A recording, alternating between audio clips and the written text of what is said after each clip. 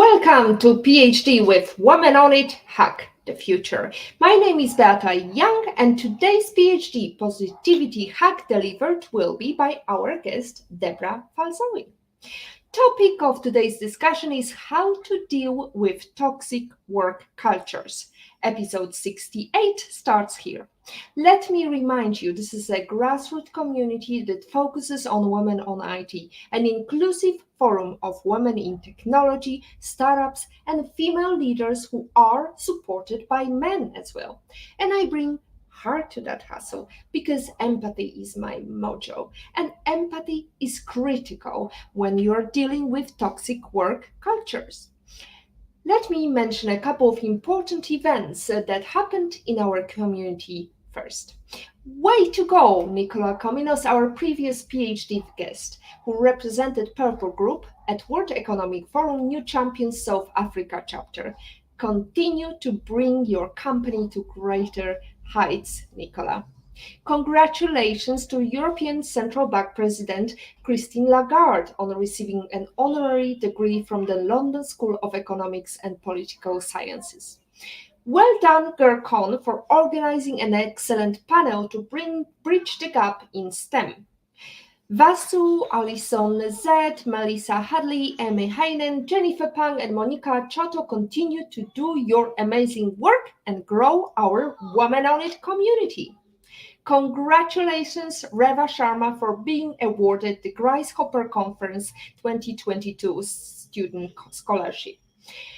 Grace Hopper is the world's largest conference for women in tech. We are excited to see Reva build her network and hack the future. Let's go back to our guest, and today's episode we are going to learn how to deal with toxic work cultures. The modern workplace is a place where people come together to work on projects, solve problems, get things done, and express themselves. But that doesn't mean it always feels good to be there.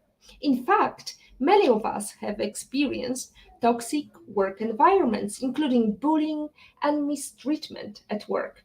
You know how frustrating it can be, and it can seem impossible to keep your head up when you're surrounded by negativity. Just like how a single piece of trash can ruin a beautiful beach, the presence of just one negative person in the workplace can make an entire workday feel like an uphill battle. There you go. So, today's guest, Debra, is a firm believer that all employees deserve dignity and respect at work for their well being. She helps employees define themselves according to their own values and teaches their employers how to get results by focusing on employees' power. She's helped hundreds of employees understand their abuse situations, discover their self worth, and learn how to move on from their toxic work cultures. She's been quoted in numerous media outlets, including Redbook, Forbes, Monster, uttered throughout. Deb hosts Screw the Hierarchy podcast and has built a base of more than 10,000 workplace anti-bullying legislation supporters. Deb, where are you today? Let's start with a simple question. Yeah, first, thanks for having me so much. I'm in Massachusetts in the United States. It's a little gloomy here today, but summer, so I can't complain too much about the weather. So yeah, I'm, just here in the Northeast. That's, I'm sure, gonna be much better because we are just suffering heat this summer. Heat wave is coming to Malta and also other parts of Europe, I heard. And we talked before coming live today about different cultures around the world because each work could have a different dynamic. For example, in Japan, it's completely different attitude managers towards employees. What's it like in the USA? That's a good question. There's really kind of a focus on power and as it relates to money and competitiveness.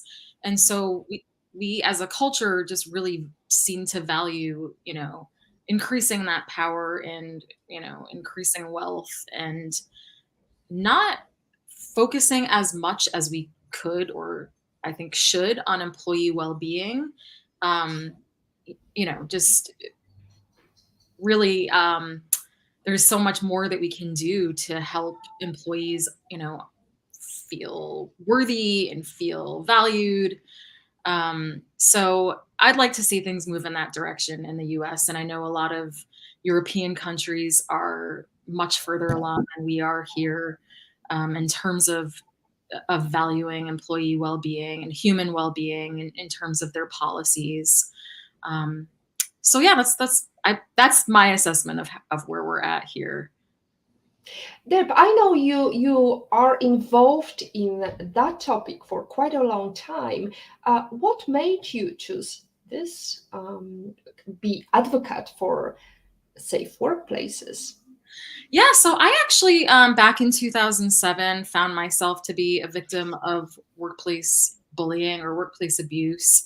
I had, it really followed like an abuser playbook where it was very positive feedback for maybe a few months after I started the job, and then it turned into removing responsibilities, removing um, just sort of sabotage. There was a lot of gossip happening, and I may have actually taken it a bit more personally if it weren't that this particular higher up was also doing it to other people.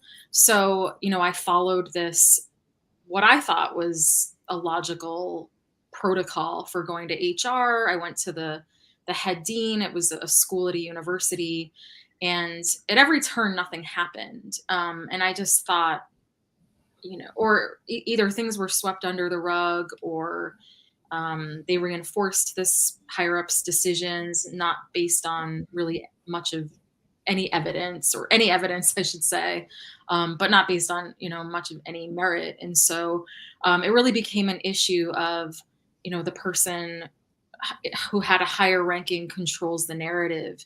And so having gone through this and you know thinking, I can't believe this is even legal. I found a professor locally, or in Boston, who had researched this issue. I didn't actually know the term workplace bullying. It took me a while to find on Google that this was a thing. And so I found the professor, got involved with the legislation. My community, I mean, my background was in communications. And so um, I did what I could to help build awareness around this and to help build a base of supporters. And that was about 15 years ago, and things have evolved since. But I really got involved because I saw how it was destroying people and the unfairness of it all. One coworker had to be taken out in a stretcher from the stress. Another coworker,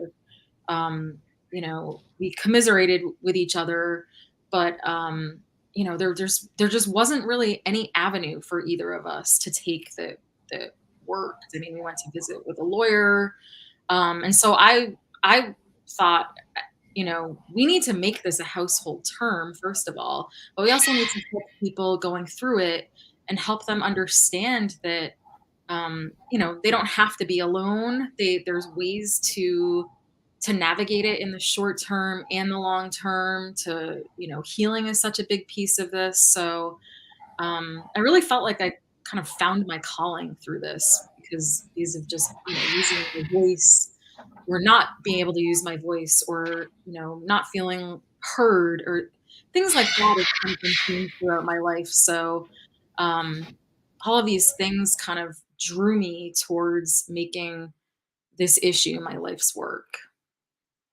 So how did it evolve? I mean, what was the outcome of this situation? Did you deal with it yourself or with your colleagues together? Um, we dealt with it in ways that, now that I know how this whole playbook of workplace abuse works, I would not recommend to people. So there quickly became a time, though. I mean, I didn't really last at the job for more than a year. There became a point where I realized that it was sabotage, that it wasn't, at first I was trying to prove myself and prove myself. And then it didn't take me too long to realize that that wasn't going anywhere and it wasn't going to go anywhere. So, after realizing that HR was going to sweep it under the rug and the head dean was going to, pretend it wasn't really an issue, I just realized that the whole culture was toxic, or at least that part of the school's culture where I needed help. So at that point, I realized this culture does not align with my values, and I looked for other work, and thankfully, I found something within. Um, I would say about 6 months or so, maybe less, and due in part to the fact that I could see it happening to other people, and I was able to not internalize it so much. So a lot of targets tend to just take on whatever definition their bully's giving them. So luckily, I didn't have to take on so much of that. So the outcome was you eventually found another job and left. Yeah. Isn't it so sad to see people who are leaving because they can't deal with it? And I think we have quite a lot of community members today. Thank you so much. Jane is saying, hello, Beata and Deborah, looking forward to the topic today. Marianne is asking question. Hi, Beata and Deb. Another interesting topic, how to deal with power trippers in workplaces. Deborah. Yeah, I mean, so workplace abuse or workplace bullying or workplace mobbing too, it's all about power. And I think one of the best like direct responses we can have is to not have an emotional reaction, because when you're looking for power, you're seeking out that kind of emotional reaction as a source of power. And so one of the ways that we can deal with them is to really not react and give them that reaction that they're looking for. I want to add too that with, and this is a very simplified way of looking at it, but very often we'll see high incidences of this in healthcare or teaching or government, nonprofits, because a lot of people tend to get in those industries because they want to collaborate with other people to make an impact in the world. They want to make the organization great. And when you have this mindset and you have people who think that most other people think the same way, and you have people come in who have a different worldview, and they see things as competitive and that they need to be better than other people, and they put their power first, it creates this um, misuse of power under this asymmetry of power. And so one of the best ways is to not give them that power. I mean, it's very difficult to not get affected by it in the short term or the long term, but there was a tactic that I've read from a Stanford professor, his name's Robert Sutton, about kind of pretending that you are like a scientist dealing with the person, and like being more observant and detaching from what they're doing as a way to not internalize it and allow it to define ourselves. So um, that's one of the ways. I mean, if we can catch it early on enough, sometimes it's confusing, what's happening. But if we can catch it early enough, we can set boundaries with the person. We can act assertive. We can stand up for our own values, which I think is such a key piece to all of this. But we can assert our needs, or at least act confused, and maybe flat out say, "I'm confused by what you just said. Can you clarify it?" And let the person know that you're not going to be an easy target for them. Of course, they might just move on to somebody else, but the point is that we can use some tools to kind of reduce the damage that's happening. So. Well, I have to say that when I started working in a big corporation, 120 people, I experienced some very, very toxic moments in my work. And I felt like I was being broken. I felt like, I'm an early recruit in the military, and somebody who was aged required a lot of respect, which clearly I wasn't giving. And eventually I was just trying to make life easy for me by bending over backwards. Would you advise that as a tactic as well, or is there a different way in your book how to deal with this attitude?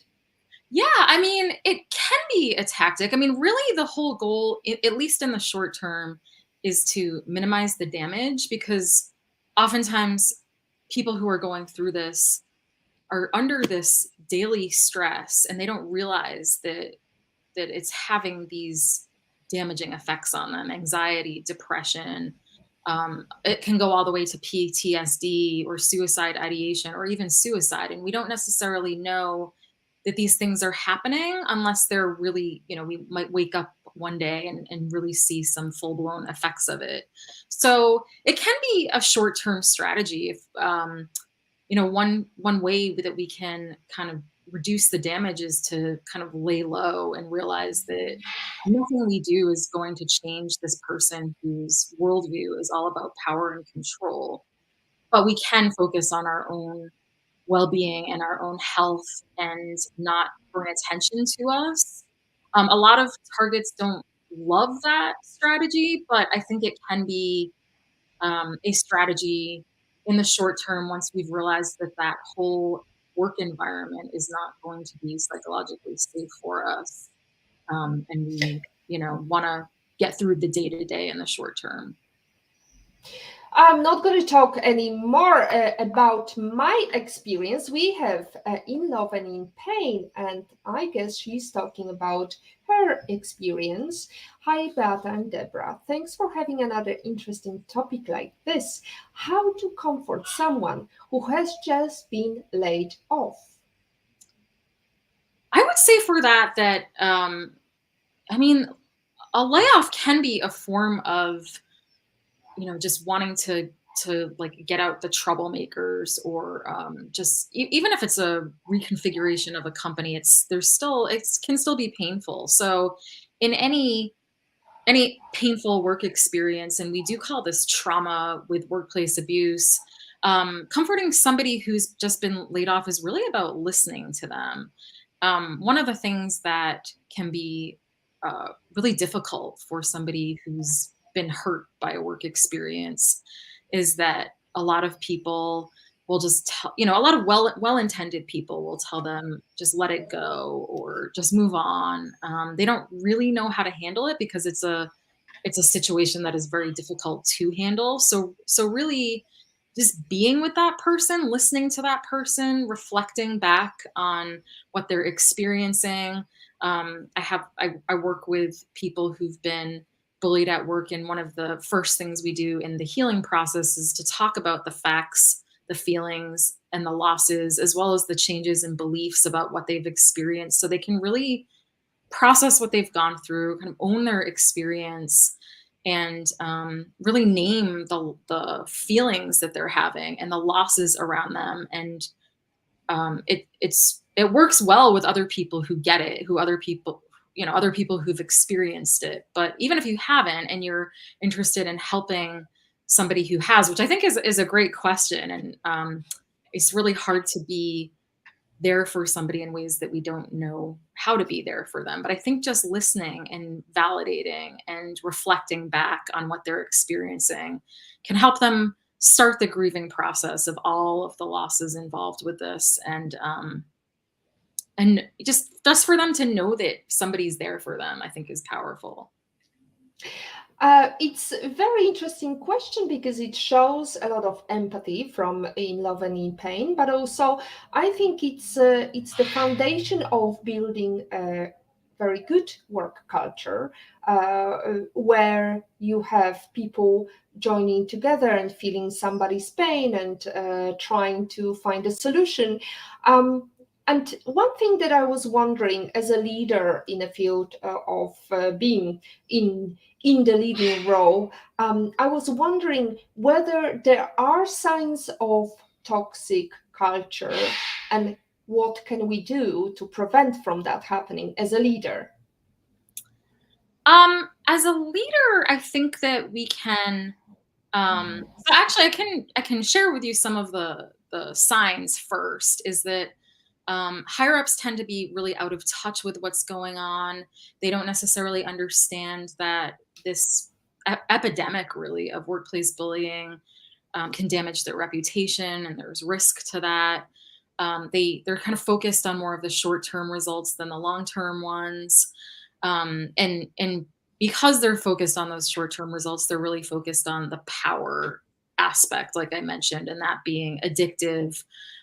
There's often not transparency, checks and balances happening, ambiguous standards, even especially in performance reviews.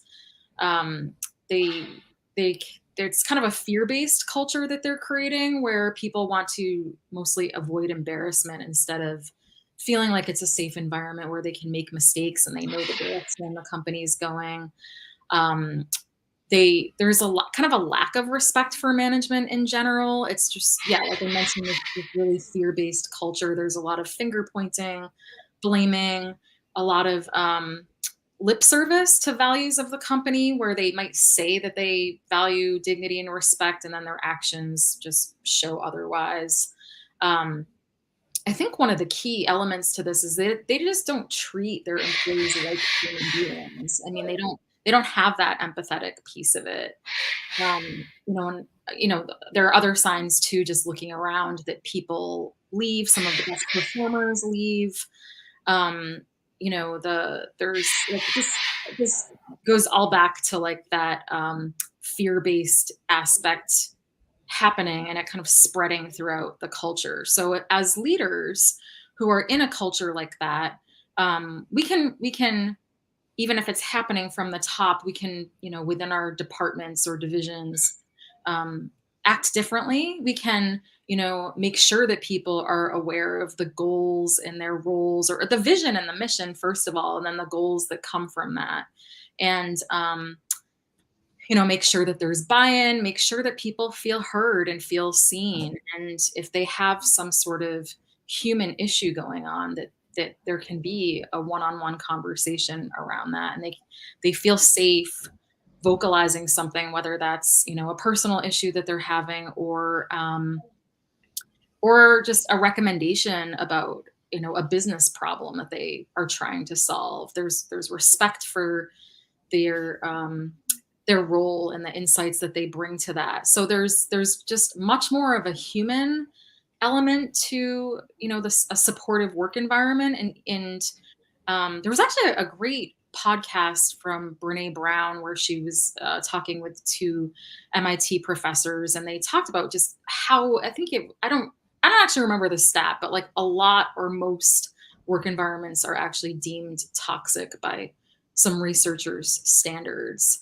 And so, but it's really, it can be beyond just the whole culture. It's really like within pockets of organizations that they're finding that this can happen, where the higher ups might not be aware of things happening. So um, I think leaders can really be mindful and be intentional about the way that they're leading their departments and creating that safe environment, and where people can innovate and make mistakes and know the direction that they're going in and understand their role and how it fits into the whole organization. So I think another very interesting statistics I wanted to show you to our lovely viewers is 37% of people report their managers are not aware that employees find it difficult to say no to them.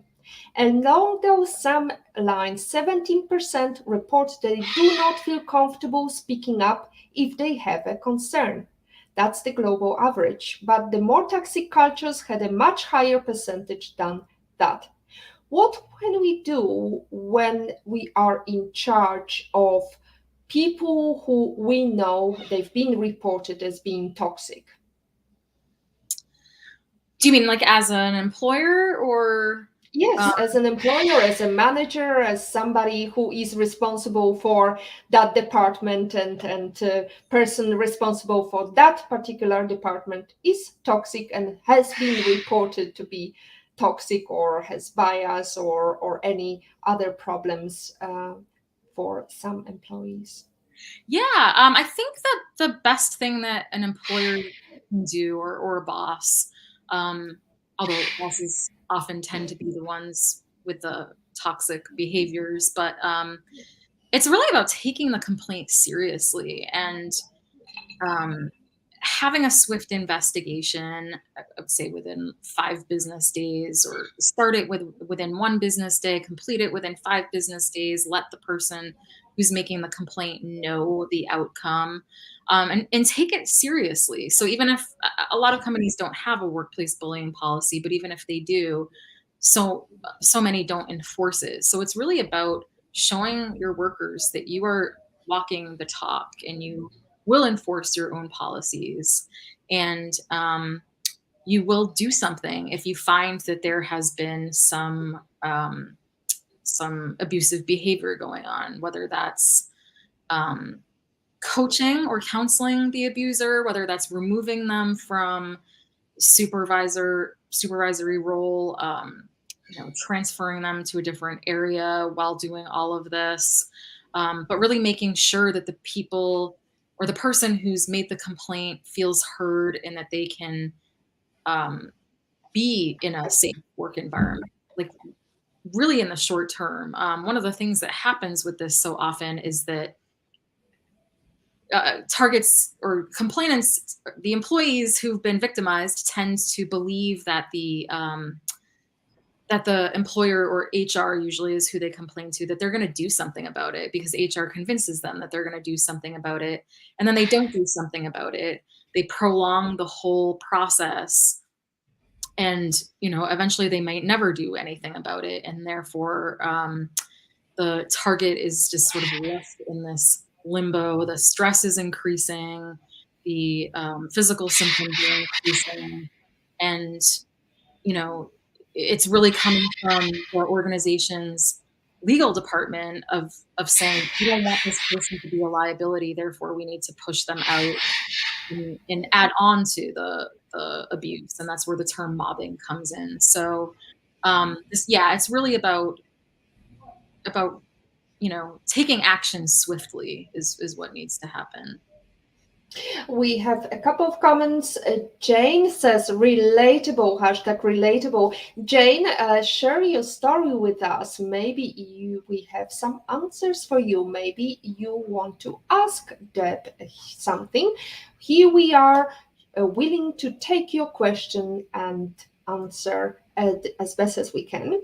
Agata Bellon is asking, what sectors have you experienced where the management have not been so understanding of the base staff? My personal experience has been in some of the sectors that I've realized uh, have had high incidence of this issue. So higher ed is a big one. Education in general is a big one. Um, I've also worked in the public sector in government, state government, and that was very problematic as well. For nonprofits, that was also an issue. I have not worked in healthcare, but that's a huge industry where there is, a lot of bullying. So I'd say any of the social service industries. I mean, it can happen anywhere, but anywhere where there's, you know, uh, I should also add that like anywhere where there's like menial tasks being done, tedious work, factories, things like that, and very like bureaucratic um, industries, like I mentioned, higher ed and government. So, the private sector is actually where we see, in general, the least incidences or the lowest incidences of workplace bullying. In these other areas, there's less of a need to be an effective manager. So, and there's also that. power dynamic, like I mentioned before, the power-centered people versus the collaboration-centered people. It's the misuse of power, as you mentioned, that is a really can make a workplace uh, not pleasant to enter. We have got another question from Olga Vasina. Is there a particular facet to these toxic management cultures, particular kinds of education or forms of training? I'd say that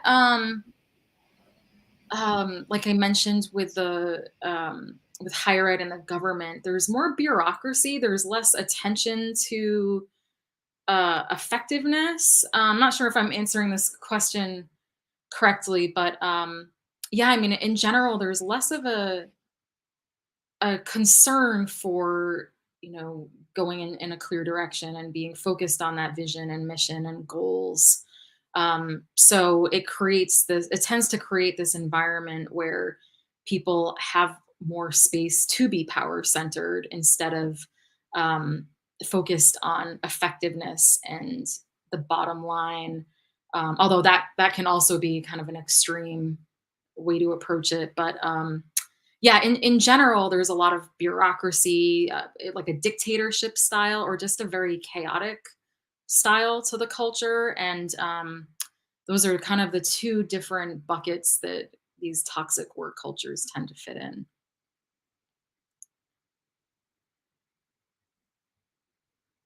Muted. I'm muted. I'm just too excited. It's a sad topic, but I'm excited because I see somebody who joined us today. Julie, I'm so excited to see you here. Yes, I can attest that medical industry has plenty of workplace bullying.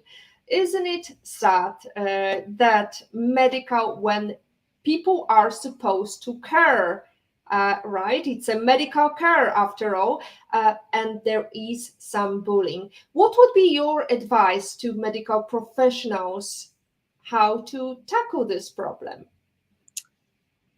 I would say like for anybody else, to really detach from what they're going through. If you did decide that there was some aspect that you wanted to pursue legal help for, or even not, we don't actually have legal protections in the United States. There are legal protections in many European countries, but not here. But regardless, documentation can really help in terms of you know, gaslighting or convincing somebody that their perception is wrong, um, can really be an issue with this in terms of trying to get the target to internalize the problem and not have the bully have to take responsibility for their behavior. So if nothing else, documentation can help us see a pattern, and if we keep it at home, keep it in private, and just write down the facts of what happened, the date, time, things like that, witnesses, we can really start to see a pattern and help use it as a reminder to ourselves that we are not the problem. um, and then I think a big aspect of this is really understanding that it's important that we work in cultures where our values align, and not just by, like I mentioned before, by what people say, but also by what they do. Getting clear on what our values are. This is a key part to the healing process, and carving out a life that's intentional, whether that's work related or not. Um, Intentionally making choices that align with those values and removing ourselves from situations when there is not a value alignment.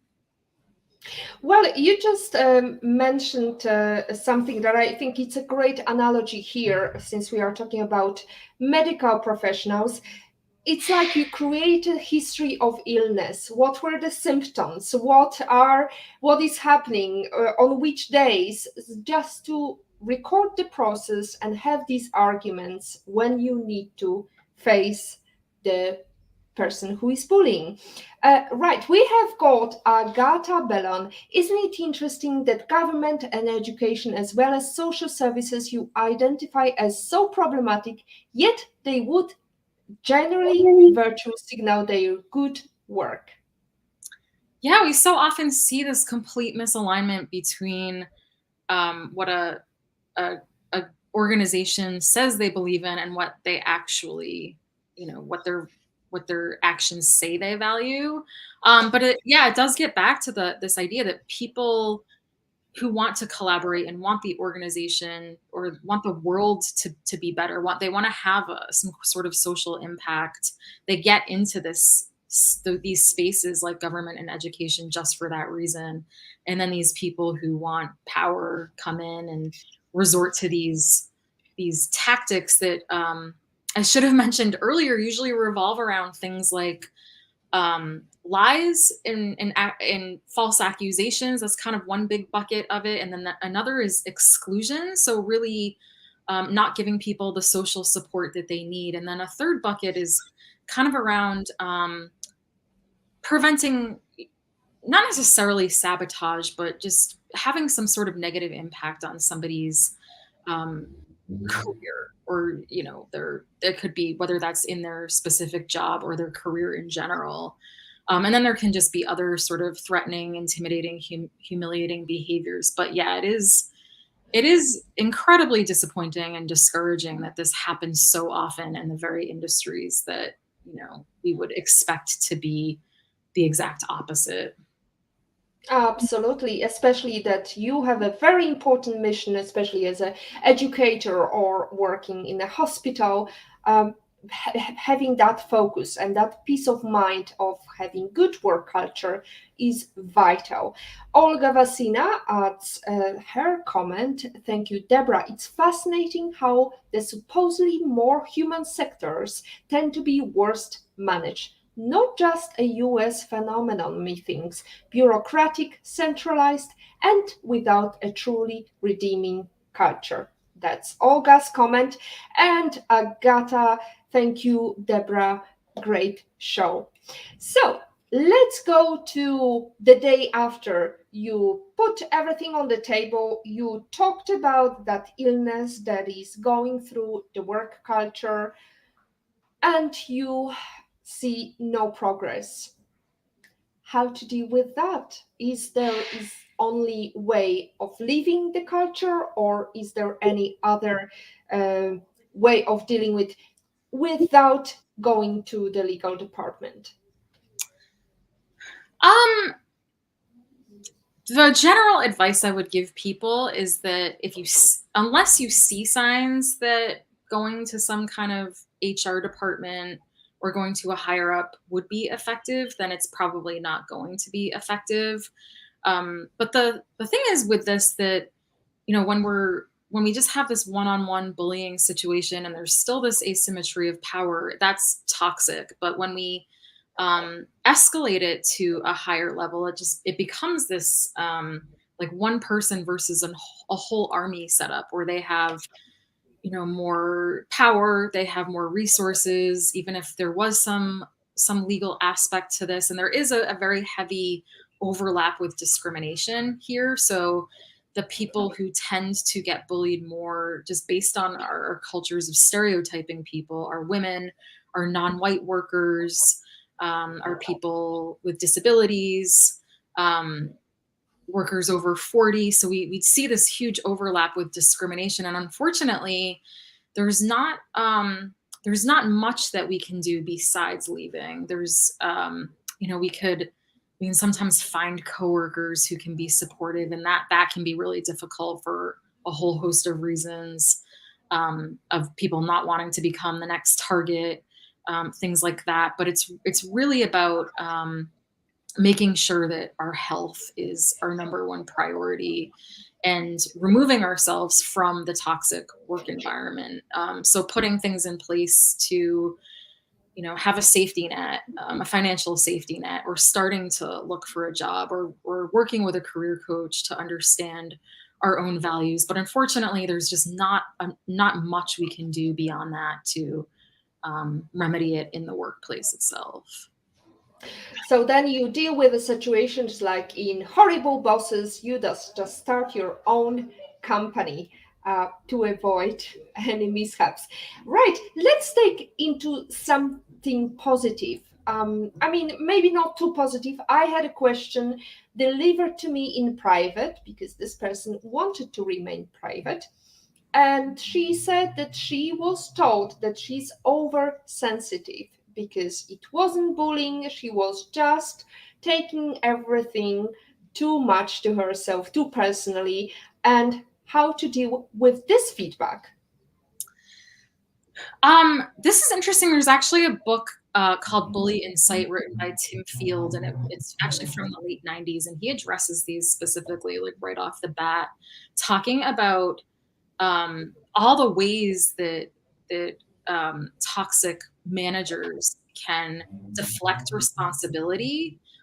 This is so often an a dynamic where the bully is threatened by a high performer, somebody with competence, somebody with ethics. So, in order to take the spotlight off of their incompetence or their threat to their power, they put it on somebody else. And so, um, a healthy response, and I often, ask myself, how would I have wanted this person to respond? A healthy response would be taking responsibility, even if they had no intent with the situation, taking responsibility that something landed a certain way, or the impact of something was not what they intended.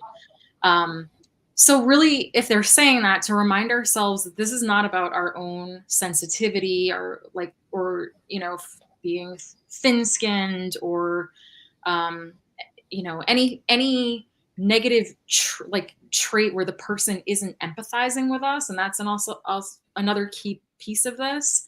The issue is that they're insensitive, and they aren't showing the empathy that we need in the workplace. So I would remind myself that this is a tool that they're using to um, deflect responsibility, and you know not address the situation that they've caused. Which comes your background in communication is very critical here, because the more you communicate, the more successful the company can become. Patrick is here as well. Thank you, Patrick, for your great comments. IPOV in Patrick's opinion, fascinating show. Thank you, Deborah. Many of your comments remind me of Matthew Syed's book, Black Box Thinking, which notes how the demigod status attached to a particular profession's example, doctors allow them to survive without real reflection on their failures, as opposed to, example, air crash investigations. I'm trying to process this. I'm gonna write that book down. I haven't heard of it, and I would love to um to check it out. Black box thinking, I presume it is reflecting on the fact that there was a failure of an engine, and it ended up in a crash of a plane because the captain was not being challenged, because it was very much a Japanese culture, and the helper didn't feel like undermining what the captain said, and eventually it ended up in crash because nobody dared to say anything. Yeah, I mean, one of the issues with companies that don't move forward is they hire people to do a certain thing, and then they don't actually listen to them about um, their advice. Or it kind of reminds me of watching something on Netflix about the Challenger, and the ignoring from the actual engineers about like the temperature the day the Challenger um, went up. And yeah, I mean, I'm trying to think of particular professions this might apply to, but yes, certainly there are cultures where that hierarchy is more reinforced, and because that's more reinforced, we see this more dictatorship style that is just toxic for people. There's no transparency. um, it's just there can't be checks and balances when we're relying on one person and their knowledge or lack of knowledge, and we're focusing on their ego, rather than getting things, looking at things from different angles, and leaning on the people who have the actual expertise, which is often so lost in situations, especially in dictatorship style cultures. So, how can we hold employers accountable? Well, currently I'm working on some new legislation where we are trying to give people who've experienced this legal recourse, and understanding that with any legal case, there's likely going to be re-trauma. So this is really more of a preventative piece. What we've drafted is called the Workplace Psychological Safety Act, and we're still like, it's in the very early stages, but you can go to workplacepsychologicalsafetyact.org. Sorry. Um, and this is really about making the employee whole again, but we've added some components that build on some work that other people have done, and really looking at this. Oftentimes when it gets into the legal realm, it becomes, it really, you can really see the asymmetry of power, and all the employer has to do is vilify the person who's making the complaint and control the narrative. And we don't see a lot of justice happening, even within anti-discrimination law. So we don't want to replicate that piece of it. We want to add some, we want to give, somebody some legal recourse, and mostly say as a society that this is unacceptable behavior. But we've added some components where we can lean on the organizational aspect of it, the systemic aspect of this, where um we really like focus on this abuse, or people having power, and we've kind of accepted abusive power in a lot of cases as a culture, because we're not giving consequences, we don't have policies against this. So we've added things, like companies having to report attrition rates because of, involving turnover and things like that, which don't always point to a problem, but very often do.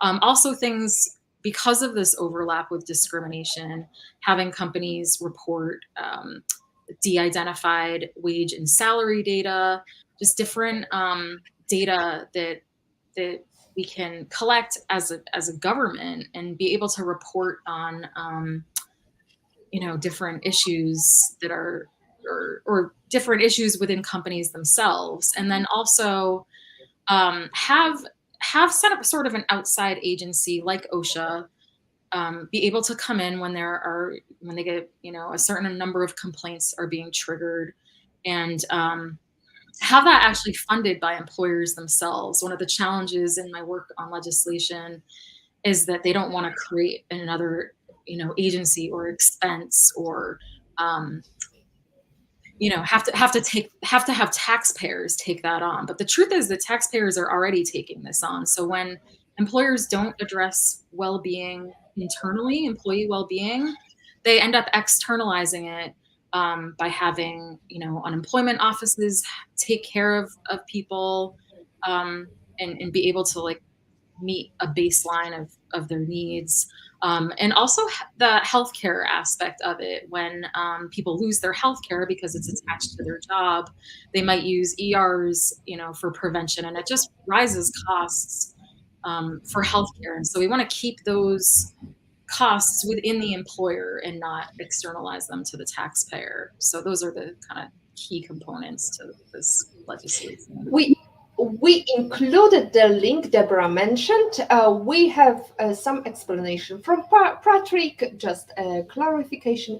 The Trust of Science book is all about how hierarchies dysfunction when they don't challenge management experts like the crushes you mentioned, Beata. So exactly what you said, it's very important to be heard and communicate and create that work environment for everybody to thrive. Let's face it, everybody has to start a new job in a new company. How to find yourself and fit in within the culture, not knowing whether it's toxic or not. That's a great question. I would say to like look for signs that you're feeling heard, that you understand what the vision and mission of the culture are, that you can see that there are signs that the employer cares about well-being. That could be not having performance reviews that are subjective and instead just making sure that managers talk with their employees one on one on a regular basis, quarterly, monthly, whatever that looks like. Just really seeing how other people respond, if it's a gossip culture or if people are innovating, if, people, seem like they want to be at work and collaborating with each other and just what sort of values are actually happening. And we can ask some questions when we even go into the job interview of, what what signs of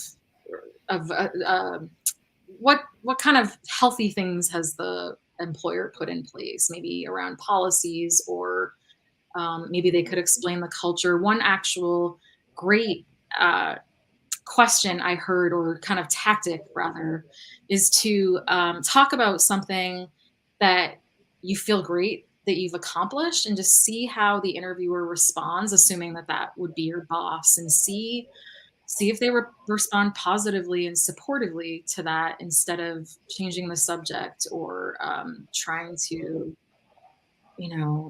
like trying to create bad feelings or question you. I thought it was like a great way in an interview to kind of test the waters there. So Interesting, Deb. You mentioned not having performance reviews is critical to distinct the fact that it's a healthy environment. So you think that performance review are not healthy? I think goals are great, not necessarily tying, the success of somebody or not making them punitive, I should say. But a lot of performance reviews are subjective, and it just reinforces this power dynamic. Um, I've heard so many stories of people, having stellar performance reviews for years, and then all of a sudden this new boss comes in who wants to replace everybody with their friends. And all of a sudden this worker starts to get negative performance reviews. And so they're just so subjective that I think a lot of companies just waste their money on them rather than having, human conversations with employees around, a boss asking, how can I help you? How can I help get something out of your way? What obstacles can I help get rid of? Um, I don't really see a point in performance reviews. I see more of a point in having conversations around goals and reaching those goals. We have a very different dynamic, especially during pandemic. We had work cultures that were hybrid or remote. How do you navigate and make sure that you feel that culture as a boss? I think it's important in those hybrid cultures to just make sure people, first of all, have some freedom. I mean, I've heard stories of people being very closely monitored. And I mean, we're adults here. I don't think that that's healthy for anyone. So making sure that people have some degree of freedom and that you trust them. Um, and then, I think keeping in close communication with, or regular communication at the same time, not micromanaging, but making sure that they feel seen, they feel supported. Of course, if they're going into work, some of that, that's helpful to have that one-on-one, face-to-face piece of it. But I think during the pandemic, a lot of people appreciated being able to have more of that like work life balance and being able to like manage their kids more easily. And I think the Great Resignation really showed us that that's what people are, maybe they reevaluated their priorities and decided that this kind of rat race or, maybe their lifestyle wasn't really what they valued. And they weren't going to tolerate a toxic work culture to, fund things that they that were no longer a huge priority for them. We are heading to the end of our show. I wanted to ask you, what is the number one book you thought I wish I read before I started my career, Deb? When I read You Are a Badass by Jen Sincero, I loved it. She really gets it, like this piece of in healing that I think is so crucial, of like deciding what do we want out of our lives? What do we value? If we look at our lives long term, what is it that we want out of it, and how can we carve our lives intentionally from that? And she's hilarious. She just really dives into the kind of nitty gritty of all of it, of like, what stories are we telling ourselves? What like, how do we live these lives that we I don't know, like, what gifts can we bring to the world, and how can we make sure we're carving our lives around that? Like, the her leaning on living our lives intentionally, I just think is she's just such a great writer, and like I mentioned, it's funny and witty, and it's a fun, kind of quick read, and it's inspiring too. So it's very important to live with a purpose, whether it's a company culture or whether it's your life. Deb, let's go into the question of life lesson quote. Yeah, I loved, there's so many good quotes from her, but I loved this quote: "Your life is your party. You get to choose how you invite people and experiences and things into it." So just like really simplifying, we can get, I know in my personal experience, I could get so caught up in like the drama of situations, the complaining, or just, like, this person didn't do what I expected, or, someone did something that was offensive, and, us tolerating situations that just don't serve us. So in thinking about, who's intentionally crafting our lives around, like, who we want in it, who we don't want in it, what experiences do we want to have, what don't we want to have, and just really getting to know ourselves, I think is just just powerful reminder for anyone, but especially people who've been through a toxic work culture. I was just reminded, and how appropriate, that apparently when you eat an ice cream and the ice cream van was just playing its music behind me, this reminds you a childhood. So childhood memories will bring good feeling, and warm heart is definitely with us here. And I wanted to ask you a final question. Imagine the pandemic is over and you can invite any person in the world to have private breakfast face to face anywhere in the world. Who would you invite and where would you go to, Deb?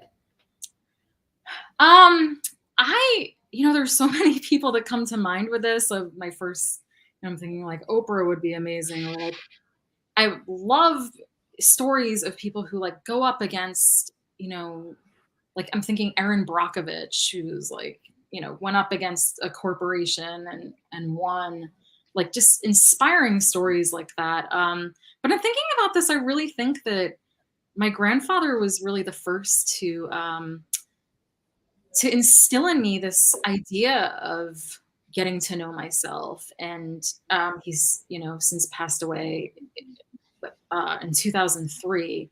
But just like knowing, just being able to sit down with somebody who can have like this insightful conversation about like life in general. I would love an opportunity to like be able to sit down with him again, and to just, now that I'm much older, to kind of just pick his brain on life. And it just yeah, there's so many people that would be amazing. That would be amazing. When you had an opportunity, you didn't probably use it, Deb. Well, I hope you will have that opportunity sometime.